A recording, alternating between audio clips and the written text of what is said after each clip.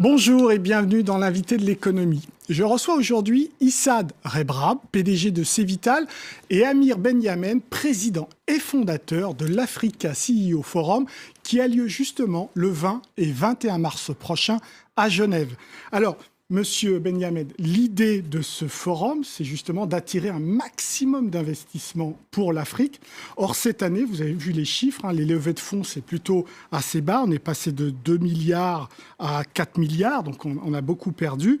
Idem sur les prises de participation. Qu'est-ce qui se passe? Un petit trou d'air seulement, là? Non, il y a un ralentissement depuis 2 ans qui est en partie lié à la conjoncture pétrolière et minière, le cours des matières premières, qui a beaucoup affecté les économies africaines.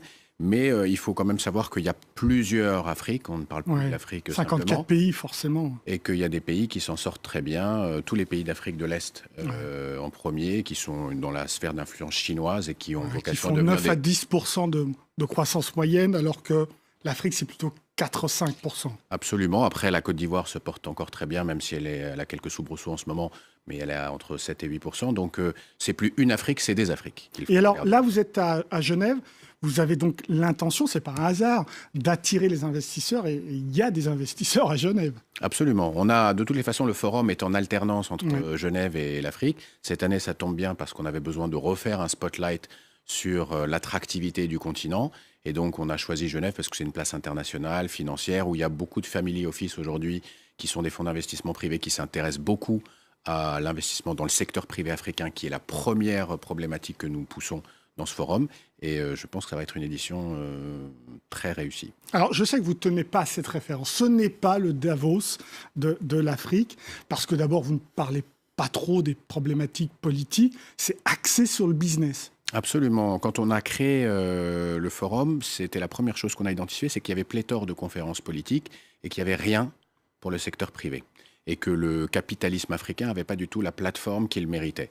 Donc on a voulu créer cette plateforme, réunir essentiellement les dirigeants de tout le continent, francophones, anglophones.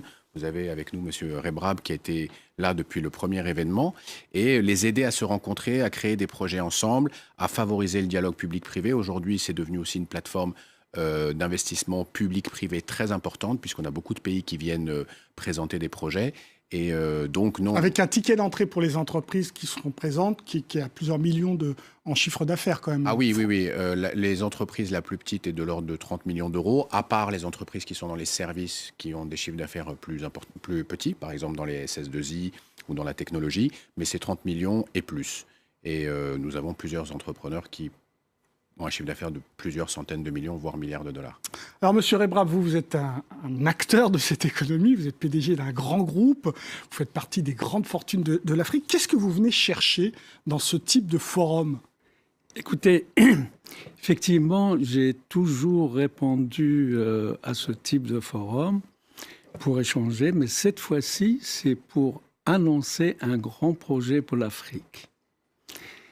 Le projet, c'est d'interconnecter l'ensemble des pays africains à un réseau ferroviaire qui partirait de l'Afrique du Sud, la Zambie, jusqu'à la Méditerranée, et de l'Afrique de l'Est jusqu'à l'Afrique de l'Ouest.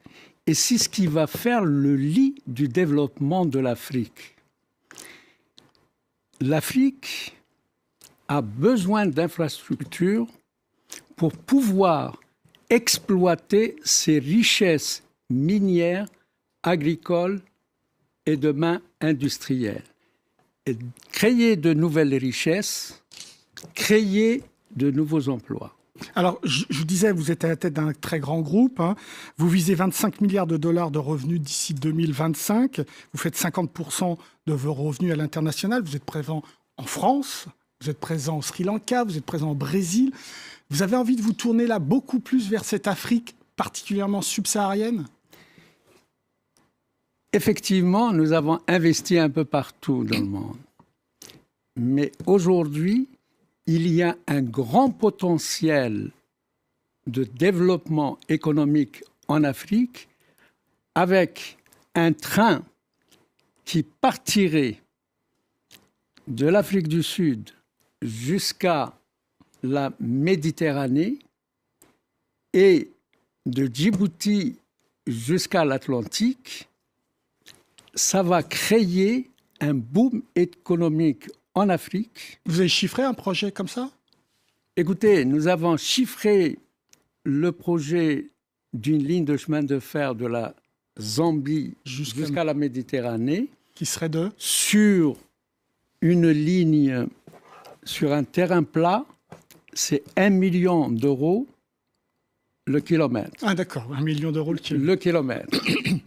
Et s'il y a évidemment d'autres infrastructures, les viaducs, les tunnels, etc., ça sera beaucoup plus cher. Mais disons, au lieu de 9 millions d'euros le kilomètre, 9 milliards pour 9 000 kilomètres de la Zambie sur la Méditerranée, même si ça chercherait 15 milliards d'euros, il faut lancer le projet. Par rapport à ce que ça va rapporter au continent et à d'autres aussi continents, parce que l'Afrique... En gros, c'est la route de la soie africaine. Ce que fait en ce moment le président Xi Jinping en Chine, vous voulez le faire, vous, concrètement, en Afrique. Est-ce que ça, c'est susceptible d'intéresser les investisseurs? Parce qu'on parle de chiffres énormes. Là, on parle de chiffres énormes, donc c'est des projets dont M. Rebrab est très modeste d'ailleurs, parce qu'il dit qu'il vient pour faire une annonce, mais en fait, il en fait chaque année. Chaque année, un coup, il a acheté ceci, un coup, mais donc, il est très, très, très actif. Non, M. Rebrab a identifié parmi les 2 problèmes qui sont les plus importants aujourd'hui, maintenant qu'on a passé ce cycle dans lequel l'international a repris confiance dans les capacités de l'Afrique à être un marché d'avenir, dans lequel les Africains eux-mêmes croient dans leurs économies. Il y a 2 sujets qui sont les infrastructures routières, de transport et l'énergie. C'est les 2 catalyseurs de la croissance africaine. Il faut commencer par ça pour le reste de la croissance. C'est le lit de la croissance et c'est le lit du développement économique d'un pays. Et l'Afrique, avec ça, peut connaître une croissance à 2 chiffres et en même temps, la croissance appelle la croissance. Ce qui va aussi créer une croissance. Monsieur Rebrab, vous en avez parlé à d'autres entrepreneurs africains pour l'instant? Ou c'est une idée qui... Aujourd'hui, j'en ai parlé autour de moi, mais l'annonce, la primeur, je vais la faire justement au niveau de ce forum. Juste un mot. La raison pour laquelle ces 2 sujets sont primordiaux, c'est la question de l'industrialisation du continent. Oui. Aujourd'hui, le vrai sujet, c'est comment on crée des géants industriels, comment on redonne ou on donne à l'Afrique de la compétitivité. Sans énergie et sans transport, l'Afrique ne pourra pas être compétitive. Alors, Monsieur Rebrab, vous êtes un industriel, donc vous êtes lié au concret. Est-ce qu'aujourd'hui, la sécurisation des investissements en Afrique est vraiment pleine et entière? Est-ce qu'on peut avoir complètement confiance? Moi, je pense qu'il n'y a absolument aucun problème pour avoir confiance, d'autant plus les projets en Afrique sont très porteurs de croissance. Tous les continents au niveau du monde, en dehors de l'Afrique, ont connu un certain développement économique. Aujourd'hui, c'est le tour de l'Afrique. En revenant donc à ce train qui partirait de l'Afrique du Sud jusqu'à la Méditerranée et de Djibouti jusqu'à l'Atlantique, ça va créer le lit pour les investisseurs pour développer et l'agriculture et les minéraux dont on recèle. Ce n'est pas le cas aujourd'hui. Vous savez combien les aléas politiques, géopolitiques de l'Afrique bloquent, réfrènent un certain nombre d'investissements. Je veux dire qu'il y a encore une problématique de la gouvernance politique et économique en Afrique. D'ailleurs, c'est le sujet aujourd'hui qui devient l'un des sujets les plus importants quand on voit ce que la mauvaise gouvernance a comme impact dans les pays développés aujourd'hui, politiquement. Et on sait que ça arrivera de la même manière en Afrique. Le vrai sujet aujourd'hui, c'est de passer le cap de la bonne gouvernance, puisqu'on a eu 15 ans de croissance assez forte, mais au final, sur lequel on n'a pas tellement travaillé sur les questions de gouvernance, sur les questions d'environnement des affaires. Et maintenant, pour avoir ce relais de croissance, ce sont 2 questions qui vont être primordiales. Mais ne pas oublier aussi que l'investissement intérieur a pris le relais de l'investissement extérieur. Il n'y a plus que des entreprises internationales qui investissent en Afrique. Maintenant, à l'image de M. Rebrab, dans tous les pays, il y a un capitalisme privé africain qui investit lui-même dans son pays et qui est un peu moins sensible aux aléas de la gouvernance parce qu'il les maîtrise mieux et il n'a plus le choix aujourd'hui que d'investir dans son pays puisque les capitaux à l'extérieur, c'est fini maintenant. Donc alors vous êtes deux observateurs. Qui investit aujourd'hui en Afrique? Est-ce que les Américains sont présents? Est-ce que les Chinois sont toujours présents? Est-ce que les Européens sont en retard? Écoutez, c'est aux Africains de développer l'Afrique. Vous avez raison. Ça, c'est une chose. C'est vrai.